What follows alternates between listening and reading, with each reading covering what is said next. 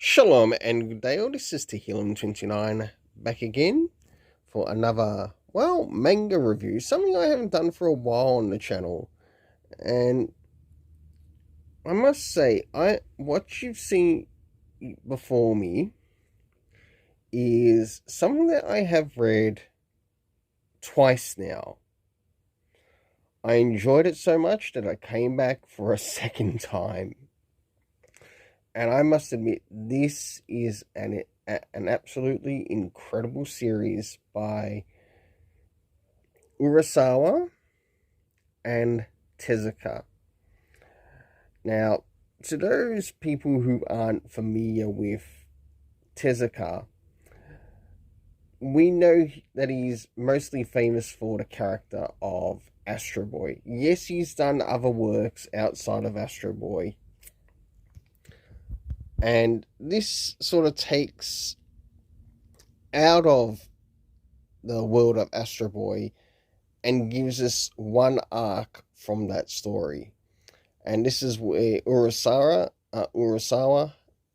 Urasawa has taken out this story, and we get to meet all the characters that make up this story, including an event that takes place. Now, we start off with the Inspector Gashit, and we first learn of basically the first two deaths within Volume 1.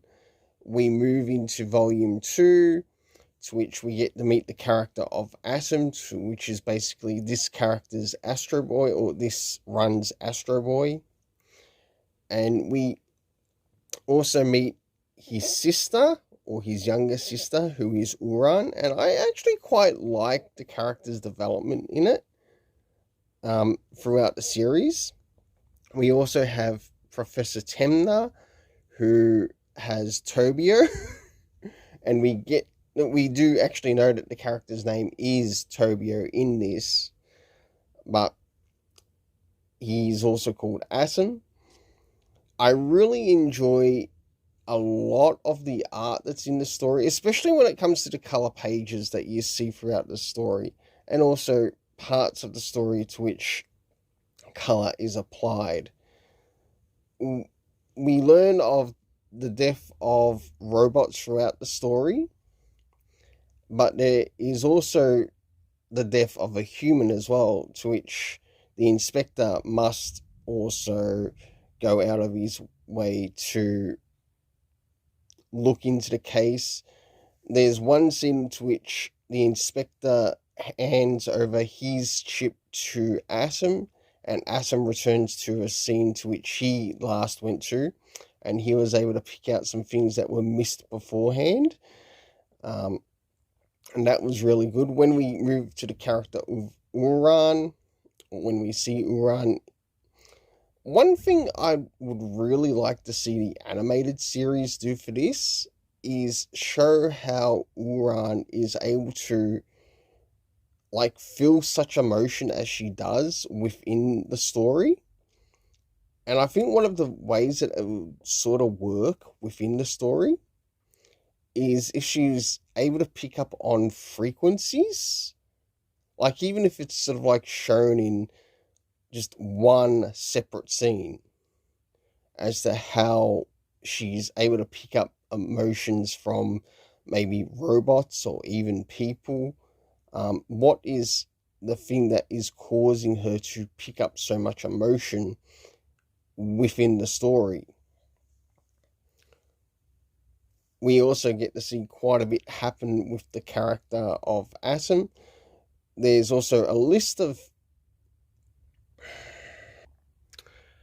robots that are on a bit of a hit list, and we soon get to learn throughout the story, mainly at the end of the story, as to who is responsible for this particular hit list, which also involved the death of one human that was actually connected to certain rights for robots. I don't want to give away too much, but I also like the covers, as they really And some of the characters that we encounter outside of Gashit Atom, there is North 2, there is Brow. Um,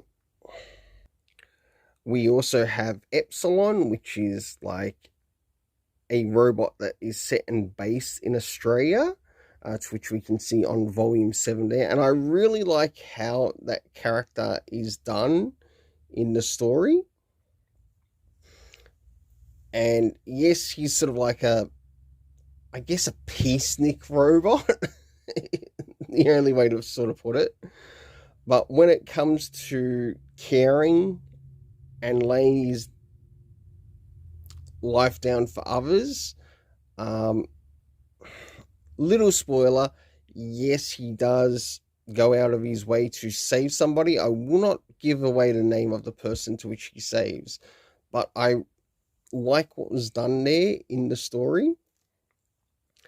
As this story is basically set on a type of murder case, I'm really looking forward to reading some more of Naoki Urasawa's books. The next one that I'm planning on reading after this is Master Keaton. Then after Master Keaton, it's going to be the 20th Century Boys, and last but not least, Monster.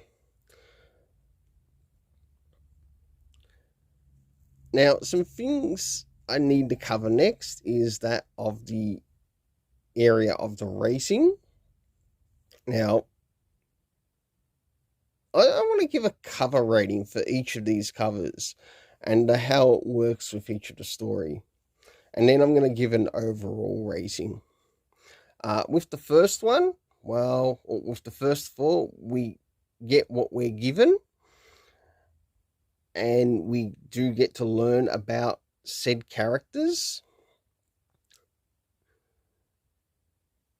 So for the first four, a 9.5 out of 10. And yes, that's actually quite high for me.